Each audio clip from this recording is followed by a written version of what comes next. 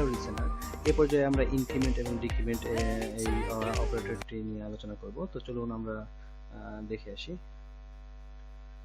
তো দেখুন, আমি এখানে উল্লেখ করে দিয়েছি ইনক্রিমেন্ট মূলত দুই প্রকার, একটি হচ্ছে প্রি এবং আরেকটি হচ্ছে পোস্ট। ঠিক আছে, একই রকম ভাবে আমি যখন ডিক্রিমেন্ট করব সেটিও দুই ভাবে হবে, প্রি এবং post. Pre increment, post increment এবং প্রি ডিক্রিমেন্ট, পোস্ট ডিক্রিমেন্ট। ঠিক আছে, তো এগুলো কিভাবে কাজ করে চলুন আমরা রিয়েল লাইফে দেখে আসি। আমরা যদি এই ভেরিয়েবলটাকে এক্সটাকে যদি আমরা ইকো করি, আমরা ইতিপূর্বে দেখেছি যে এক্সকে যদি আমরা ইকো করি অবশ্যই আমরা এক্স এর যে ভ্যালু সেটা আমরা রিটার্ন পাবো, তাই না? আমরা 10 পাচ্ছি।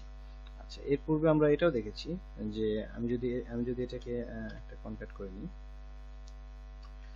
আর একটা লাইন ইকো করে নিচ্ছি। হ্যাঁ, আমি এখানে একটি বিআর ট্যাগ ইকো করে নিলাম। আচ্ছা, সেক্ষেত্রে এখন আমি যেটা দেখাতে চাচ্ছিলাম সেটা হচ্ছে, আমরা ইতিপূর্বে দেখেছি আমরা একটি ভেরিয়েবল উপরে যখন আমরা এইভাবে অ্যাসাইন করে ডিক্লেয়ার করে আমরা এটাকে বারবার ব্যবহার করেছি, বারবার ইকো করেছি, প্রিন্ট করেছি, তাই না? বারবার কল করেছি এবং যতবার কল করেছি ততবার কিন্তু সেটির ভ্যালু আমরা রিটার্ন পেয়েছি। ঠিক আছে, এবং আমরা এটাও দেখেছি যে কিভাবে একটি ভেরিয়েবলকে আপডেট করে নিতে হয়। যেমন আমি এখানে যদি 15 করি তাহলে আমি পরবর্তীতে কি এটার ভ্যালু কিন্তু 15 পাবো। ঠিক আছে, আমি যদি একটি ইকো যদি আমি এটার মাঝখানে করি, দেখুন সেক্ষেত্রে আমি প্রথমবার এখানে 10 পাচ্ছি, তাই না? দেখুন প্রথমবার 10 পাচ্ছি, হ্যাঁ, এবং দ্বিতীয়বারে সে এক্স এর ভ্যালু আপডেট হয়ে গেছে, তাই পরবর্তী ইকোগুলোতে আমি কি আপডেট ভ্যালুটা পাচ্ছি, তাই না? আচ্ছা, ঠিক আছে, তো চলুন এবার আমরা ইনক্রিমেন্টের ব্যবহার দেখব। যেমন ধরুন যে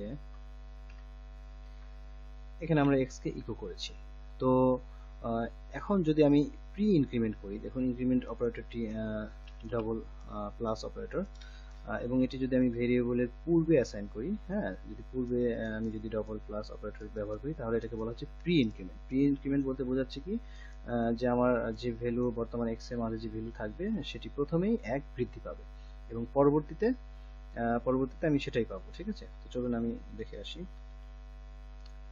আমি টোটাল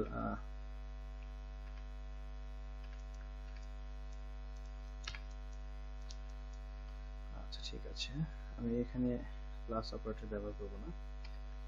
ধরুন আমার বর্তমান ভ্যালু 10। ঠিক আছে, আমি এখানে কি করেছি, ইকো করেছি এবং সেখানে এক্স এর ভ্যালুটা কি আপডেট করেছি, তাই না? এক্স এর ভ্যালু আপডেট করেছি, ফলে এখানে কি হবে, আমাদের এই অপারেটর মতে এখানে প্রথমেই ভ্যালুটা 1 বৃদ্ধি পাবে, অর্থাৎ 11 হয়ে যাবে এবং পরবর্তীতে যতবার আমি এক্স ইকো করব ততবার আমি 11 আপডেটটাই পাবো, তাই না? দেখুন আমি 11ই পাচ্ছি। আর আমি যদি পোস্ট ইনক্রিমেন্ট ব্যবহার করি, অর্থাৎ ভেরিয়েবলের পরে যদি আমি প্লাস অপারেটর ব্যবহার করি, তার মানে প্রথমবার আমার ভ্যালুটি যা ছিল সেটাই থাকবে। পোস্ট যেহেতু এটা পরে, প্রথমবার ঠিক থাকবে, পরের বার থেকে 1 বৃদ্ধি পাবে। ঠিক আছে, দেখুন প্রথমবার আমার ভ্যালু 10 ঠিক থাকবে এবং পরের বার থেকে 1 বৃদ্ধি পাচ্ছে। ঠিক আছে, এটি ছিল আসলে মূলত ইনক্রিমেন্ট, প্রি ইনক্রিমেন্ট এবং পোস্ট ইনক্রিমেন্ট। একইভাবে আমরা কিন্তু ডিক্রিমেন্ট করতে পারি। আমরা যদি প্রি ডিক্রিমেন্ট করি, হ্যাঁ, তাহলে 1 কমে যাবে প্রথমবার থেকেই, পরবর্তীগুলো সেই আপডেটটাই পাবে, হ্যাঁ, 1 কমে গেছে।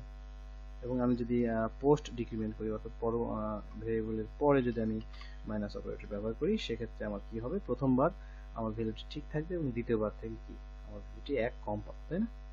দেখুন প্রথমবার 10 ঠিক আছে এবং দ্বিতীয়বার থেকে আমার 1 কমে গেছে। তো আমরা পরবর্তীতে দেখবো এগুলি ব্যবহার করে আমরা কিভাবে লাইভ প্রজেক্টে এগুলি অ্যাপ্লাই করতে পারি। ঠিক আছে, তো আজকে টিউটোরিয়াল